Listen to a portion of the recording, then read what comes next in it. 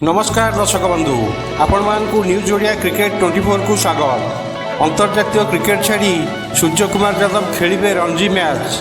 भारतीय दलर star batsman Surya Kumar Yadav को बांग्लादेश गस्तरु विश्राम दिया जाइछि। सीमित ओवर क्रिकेटर सूर्य कुमार भारतीय दलर जड़े गुरुत्वपूर्ण सदस्य पलटिछंती। तेबे बांग्लादेश विपक्ष सीरीज विश्राम नेबाकु निष्पत्ति नैथिले।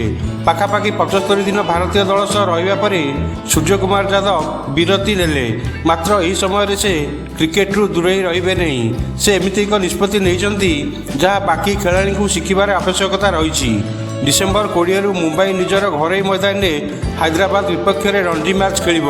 आउ ए मैच रे से दल पई उपलब्ध रहिबे बोली सूर्य कुमार यादव कहते। एमिति निष्पत्ति नहीं सूर्य सभी हृदय जिणिछंती। एमसीए अजिंक्य नायक इंडियन एक्सप्रेस को कहते सूर्य द्वितीय रणजी मैच रे दल पई उपलब्ध रहिबे बोली कहते। आंध्र प्रदेश विपक्ष प्रथम मैच पई चयन कमिटी आज दल घोषणा करिसंती।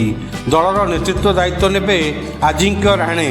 धड़ा बॉल क्रिकेट निजक सब्यस्त कर सारिथिबा सूर्य कुमार यादव एबे रेड बॉल क्रिकेट रे भारतीय दलर सदस्य हेबाकु चाहती। एही कारणरू से सुजोग मिलिले रणजी मैच खेलिबा को भूलु नांती। 32 वर्षीय सूर्य कुमार यादव निजर प्रथम अंतर्जातीय मैच 2021 मार्च रे खेलिथिले। तापरठू से भारतीय दल पई 16टी दिनिकिया एवं 42टी अंतर्जातीय T20 मैच खेली सारिचंती।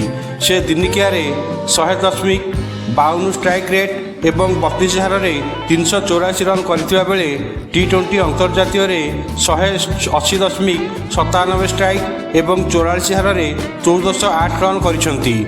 प्रिय दर्शक बंधु जदि ये भिडियोटी आपण मानकु भल लगी थाए ताहले लाइक शेयर एंड सब्सक्राइब करदेवे। पुणी देखा अन्य एक भिडियो रे। नमस्कार।